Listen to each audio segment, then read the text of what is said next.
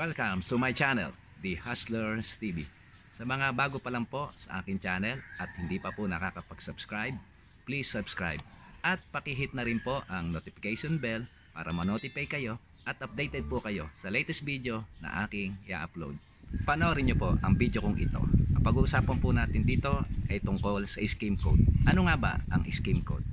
Magtitimpla po tayo ng scheme code. Ituturo ko po sa inyo kung paano ang tamang pagtitimpla ng scheme code o pagmi-mix. Ito nga pala yung ating scheme code. Ayan. Mondo scheme code. Gawa ito ng Davis. Ayan. Tapos ito yung ating paglalagyan. Itong balde. Ayan, lalagyan natin ng tubig yan. So buksan muna natin yung ating Joy, pakibuksan mo nga yung ating yan, buksan mo.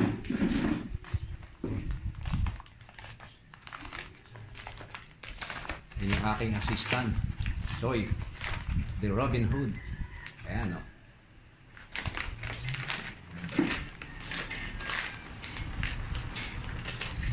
Itong scheme code, medyo na to nung panahon na ako nag-start magpinta, 80s, hindi pa uso to. Ang ginagamit pa namin noon ay calcimine. Pagka ang mamasilyahan ay konkreto, lalagyan namin ng latex paint. Powder din siya yung calcimine. Then pag ang mamasilyahan naman ay kahoy, hinahaluan namin ng pintura na exterior at quick drying enamel. Yung dati ang ginagawa, or flat wall enamel. Basta depende sa applyan mo ng masilya. So ayan siya, powder din siya. Para siyang arena. Imimix lang natin sa tubig. Depende sa dami ng inyong gagamitin. Ito, yung balde, lalagyan natin ito ng tubig. So ayan, tubig siguro kahit mga kalahati. Yung pag-mix kasi niya, dapat talaga meron tayong mixer para halo-halo, dahil wala naman tayong mga gaanong gamit. Pagtagay na lang natin yung haluin. So tama na muna yan, Robin Hood. So lagyan mo na nitong scheme code. O ayan, gagamit lang tayo ng pangkaldo. So lagyan mo na.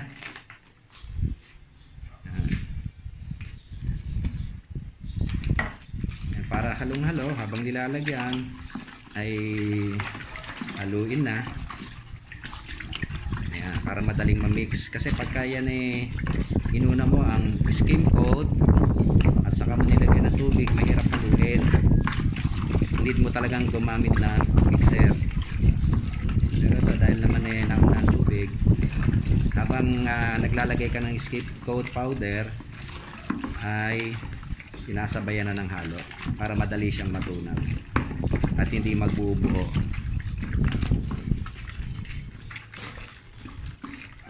Dati nung kasi ang simento ay ina-applyan na ng pure na cement para makinis na.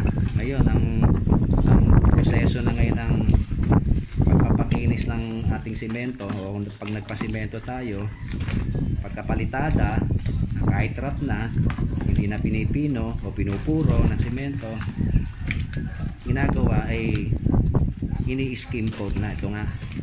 So medyo nadagdagan pa ang trabaho ng mga pintor. Dati ang ginagawa lang sa simento, pagkakinis ng mga mason ay lalasunin. Kapag nalason na, saka a-applyan ng latex paint.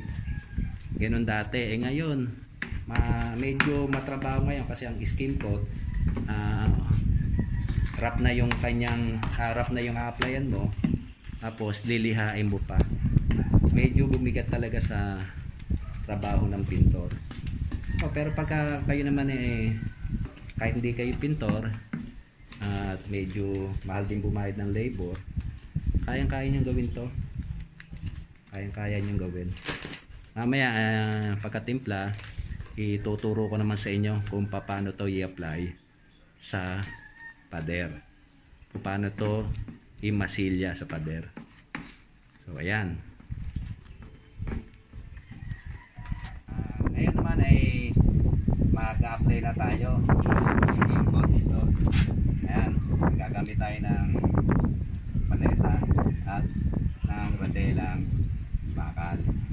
So ito ating rap-larap po. Span yan. So dati yan kinikinis na ng mason, then lalasunin ng pintor at applyan na ng latex paint. Ngayon hindi eh, pintor na ang nagpapakinis. Ito gagamitan itong skim coat. Ito yung skim coat, oh. Ayan, oh. Ayan, medyo yung sinasabi ko na pag walang mixer medyo bubo, pero okay lang yan. Pag hinagod yan ay okay rin, mapapantay na rin yan. So ayan, lalagyan natin to para malaki-laki yung hagod. Ayan. Kasi kung ito ang gagamitin natin medyo maliit, so ginagamit lang tayo mga sulok-sulok tulad yan. Ayan, yan. So ito lalagyan natin ng skim coat.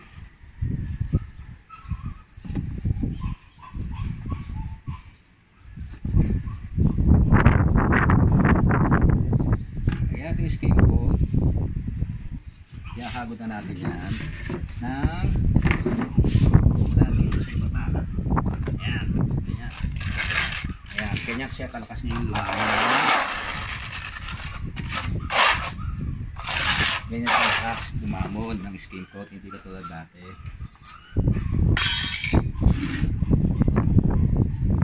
So medyo humirap ng konti ang proseso na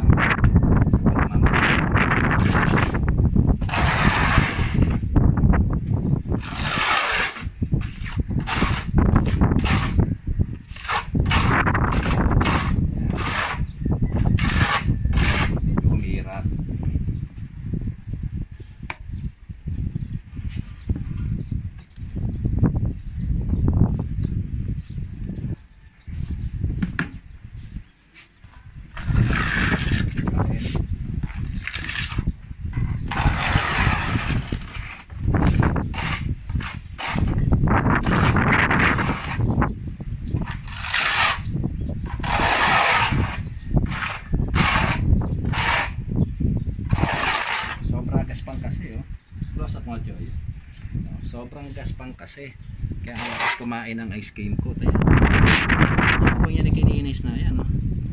Ang hirap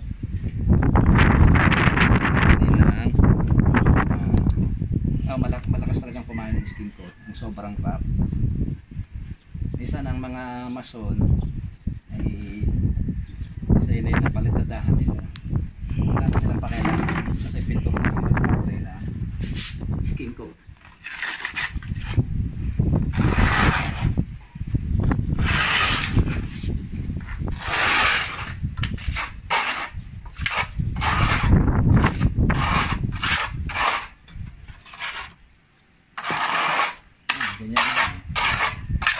Ganyan, kaya katulad ng meron pa, hindi pa naabot, balik-balikan nyo yan pagkatuloy para hanggang sa pumantay yan.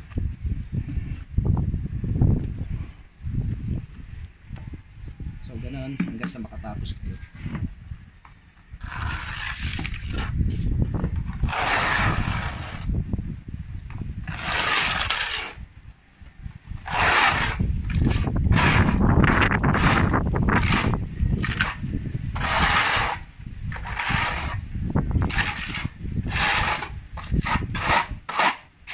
Masyadong ka.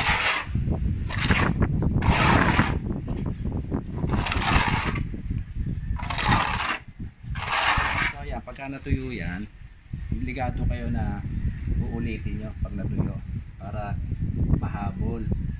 Then pagka medyo nakita nyo na nawala na yung mga ganyan, yan o, mag-close up mo to. Pag nawala na yan, pag hinagod mo ulit yan ng ispa, hindi nyo papantay na yan eh. Ginagod mo pa na isa yan, yun, pumapantay na siya. Ayan, mas maganda talaga na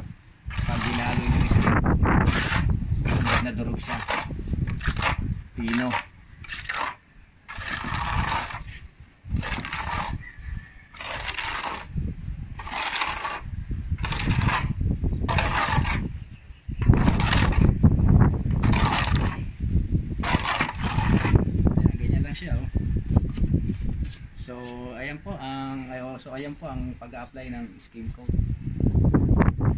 So ito pa yung isang a-apply ng skim coat. Ayan oh. Masyadong rap na rap ang pagkakagawa ng mason. Ayan oh. Kaya ito talaga naging problema ngayon ng pintor eh. Ayan oh. Oh. Hindi na talaga pinakinis. So applyan ko rin to ng skim coat. Panoorin niyo po.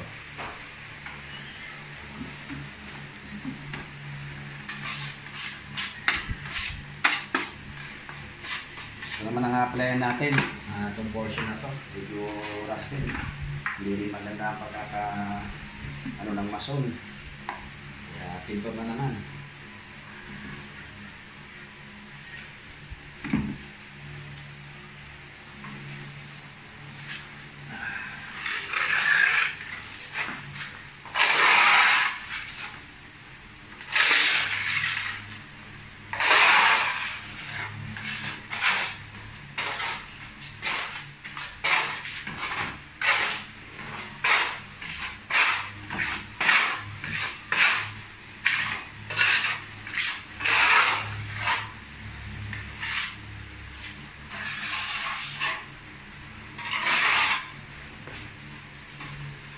Ayan, medyo napapakilis na. So yung mga ganitong ito naman paletang to ang lalagay natin.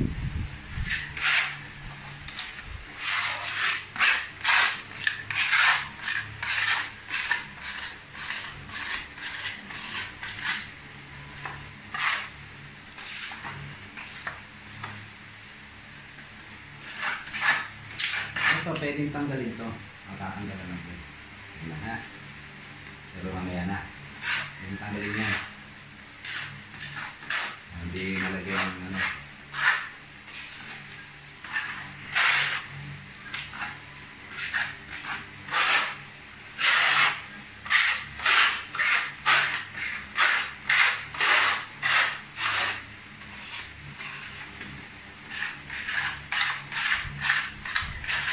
Kaya alam ng pintor kung ang mga mason ay mahuhusay at ang mga karpintero ko itinusay kasi ang pintor ang huling gumagawa ng kanilang tinatbaho. Kaya medyo mabigat ang posisyon ng pintor kasi sila yung finishing. Kaya pag medyo sa laula o hindi maayos gumawa ang mason at ang karpintero, pintor ang nagsasater. At sana naman yung mga advice ko lang sa mga mason, mga karpintero, pilitin natin na maging maayos sa inyong pagtatrabaho para naman yung mga kapwa yung trabador katulad namin mga pintor ay natutuwa sa inyo at may pagmamalaki kayo. Kesa naman habang kami yung gagawa, ibang klase itong trabaho na ito, hindi malang kinilis, hindi malang inayos, sinasabi pa ng iba na trabaho ng pintor yan. So ba naman trabaho namin mga pintor? Pero iba pa rin yung napupuri namin na napakagaling itong mason na to. At the same time, nai-recommenda namin sa mga kakilala namin. Let's say may nagpapinta sa amin, nagtanong sa amin, meron ka bang kilalang karpintero?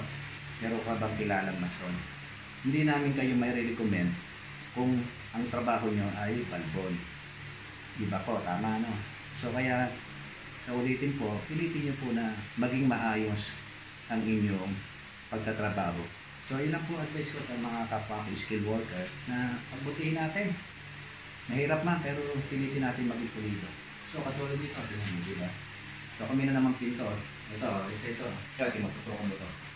Rap na rap ang yari oh. Pati yung ilalim oh. O yan oh. Oh, ako nagkakarpintero din ako pero pinipilit kong kuminis yan. Hindi ko iiwanan ng ganyan. So sino naman ang magpapakinis niya? Pintor, diba? Ito oh, alon-alon oh. Dito wag dito mo binidyohan ang gaspang ito oh. Diba? Oh. Diba? Ang gaspang nangyari oh. So kami mga pintor ang mag-aayos niyan. Mahirap namang nating ikakatuwiran sa ating mga sarili na bahala na kayong magpaganda dyan, diba? Bahala na kayong magpasilya dyan. May mga time na napakahirap pa ng ano, tulad ng mga kisame. Kaya maraming mga siwang-siwang. Kaya katulad nito, yung mga siwang-siwang na yan, mamasilyahan din ng mga pintor yan. So, sa mga karpintero, advice ko sa inyo, ako'y karpintero din, hindi po ako gumagawa ng ganyan kalalaki ng siwang, halos kasya ang ipes. Kawawa naman po yung mga nagpapagawa sa inyo dahil bumabait sa inyo ng parehas, di ba po? Bumabait sa inyo ng parehas, tapos, hindi nyo tinutumbasan ng magandang serbisyo. Basta yun lang po, no? Wala pong akong tinitira sa inyo. Nagmamalasakit lang ako. At kayo rin po mag-aani ng puri. At hindi kayo mahirap i-recommend ng kapwa nyo trabador na gaya namin. Kaya, yun lang po.